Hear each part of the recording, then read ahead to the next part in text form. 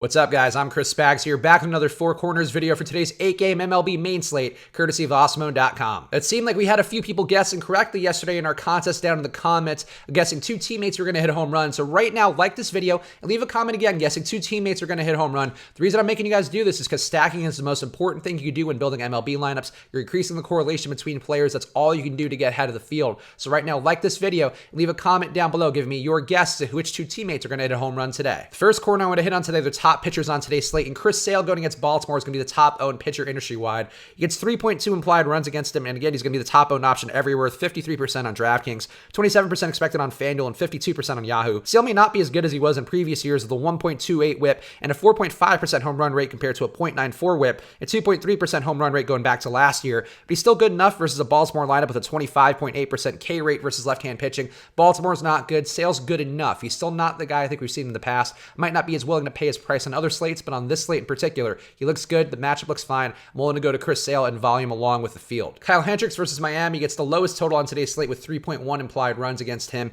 And Miami has missed bats well with a 26.8% K rate versus right-hand pitching so far in 2019.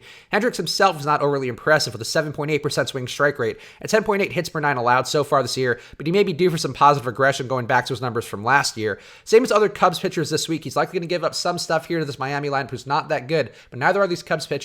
Still a spot though where he's a good price. It's a matchup here where Miami's not going to put up a ton of production most likely, so don't mind Kyle Hendricks, even though not the most impressive guy, not a guy who's going to have blowaway stuff today. Clayton Kershaw going against Atlanta also looks pretty good with 3.3 implied runs against him. Atlanta's a tough lineup, but Kershaw's played well this year with a 0.85 whip and a 38.8% chase rate this year, which is very high. Kershaw's not as appealing as a comparably priced Sale, but he's a viable pivot despite the tough matchup here. If Sale falters, I think Kershaw's a fine play to go to, but I do think I'm going to have a lot more Sale than Kershaw today. I'd rather take the obvious play rather than a guy in Kershaw who looks good, but is going against a much, much better team. The next corner I want to hit are the top stacks on today's slate, and a Boston stack going against Andrew Cashner is going to be good and popular today. They get 5.3 implied runs in their favor, and a stack picked up yesterday in a similar matchup versus David Hess. Much like yesterday, everybody looks good besides Jackie Bradley Jr. and Sandy Leon, who's expected to be in the lineup. JD Martinez also getting back on the home run board gives me some hope for the future here. We just wanted to see him get back on the board. I'll talk more about JD Martinez later, but overall, this Boston stack looks good, and there's a lot of ways you can go there, even though, again, I'm not super interested in Bradley or Sandy Leon. Houston stack versus Jorge Lopez also looks pretty good with 5.4 implied runs in their favor, and Lopez has been mediocre to bad across the board with a 1.35 whip, 4% home run rate, and 9.2% swing strike rate. The Houston stack isn't expected for much ownership outside of a still priced down Jose Altuve, but the entire lineup is capable of doing damage. A reason I like Houston, you could stack them in a variety of ways. The flexibility helps out a lot. I think the spot here versus Jorge Lopez is pretty good. Really is about as good as you're going to find on today's slate. And a Detroit stack going against Tyler Skaggs is going to be one that probably comes up a lot in optimizers. They get just 4.2 implied runs in their favor, but they project as a decent value with ownership expected for Heimer Candelario, Nick Castellanos, Miguel Cabrera, and Nico Goodrum. A Detroit stack is never the most exciting option, but it does help you afford some better bats and pitchers, and Skaggs has allowed a 42.5% hard contact with just a 3.3% swing strike rate this year, so Skaggs is allowing guys to make contact. Detroit, not a great team, but their issue is not being able to make contact as much, so I think it's a good spot to go to them as a value stack, though not one, again, you're going to be terribly excited about to have in a lot of lineups. The next corner I want to hit on are the lower owned options on today's slate, and a Cincinnati stack going against Brett Anderson is in that group. They get 4.1 implied runs in their favor, and even though they were no hit by Mike Fiers yesterday, now they get Brett Anderson, who doesn't strike guys out with 5.4 Ks per nine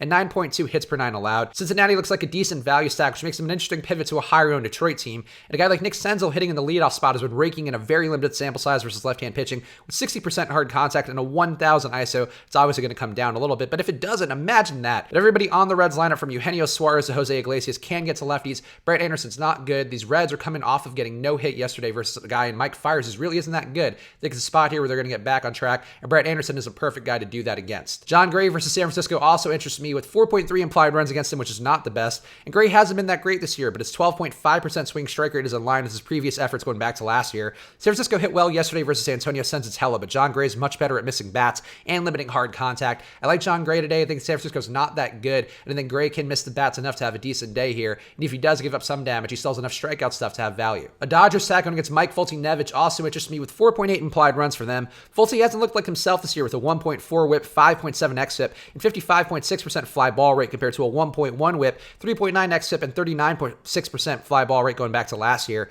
Folty may be due for things to bounce back, but if he's not, the Dodgers could take advantage with Austin Barnes, the only hitter in their projected lineup under a 110 WRC+. I like the Dodgers today. They're not going to have much ownership on them. I think Foltynewicz is a guy who can get shelled if he's giving the same effort that he has so far this year. so the Dodgers might just be quite a bit as a low-owned stack. There's a lot of hitters to like on today's slate and not a lot of pitchers I love, so a Cubs stack going against Jose Urania is also going to be a lower-owned option that I like today. They get 5 implied runs in their favor, and Urania's been terrible in 2019 with a 1.5 whip, 48% hard contact, which has been helped out by a pretty bad 7.6% swinging strike rate. The elevated Cubs prices should keep the stack under 5% owned on DraftKings. That's his main site I'm playing on, but also they're going to be low-owned everywhere, so the Cubs stack could be a valuable option today going against a guy in Urania who really has not had it at all to start the year. The last corner I want to hit on are the one-offs on today's slate, and Nolan Arenado going against Derek Holland is a guy who looks good to me. He's going to be an expensive option, and there are some weather concerns in Colorado today, but Holland allows 46% hard contacts for righties, while Arenado's 392 ISO versus left-hand pitching is amongst the best in Major League Baseball. Arenado's a very good hitter versus lefties. Holland not very good versus righties. It's kind of the perfect matchup here, but I'd keep an eye on the weather as we get closer here. Still not trying to get to that Colorado stack a lot, but Arenado and Story are guys who are going to be very interesting as long as the weather's clear enough to go today in Coors. Cody Bellinger versus Mike Fultonevich is also a one-off I like a lot today. I talked about that Dodger stack, but Bellinger's in a league of his own,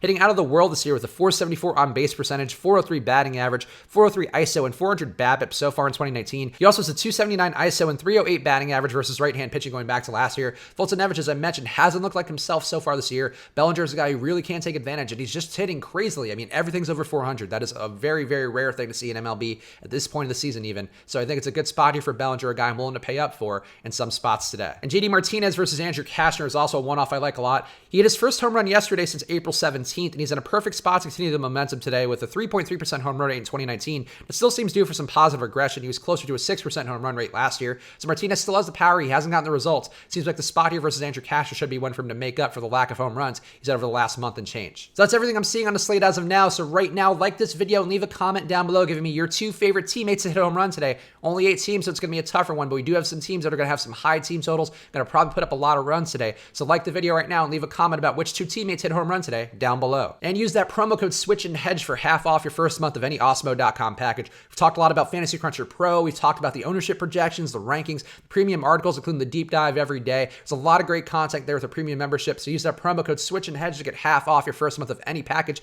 All sport, MLB, whatever you want, get half off that first month. I'll be back again tomorrow with another 4 Corners video, so good luck.